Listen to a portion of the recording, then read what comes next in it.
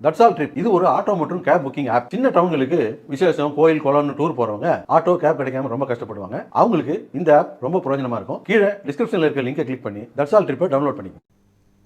மயிலாடுதுறையில் திருமணம் செய்த சிறுமியை சாலையில் அடித்து துன்புறுத்திய இளைஞரை காவல்துறையினர் போக்சோவில் கைது செய்தனர். பரசலூர் கிராமத்தை சேர்ந்த சுகுமாரன் என்பவர் கட்டட தொழிலாளியாக பணியாற்றி வருகிறார்.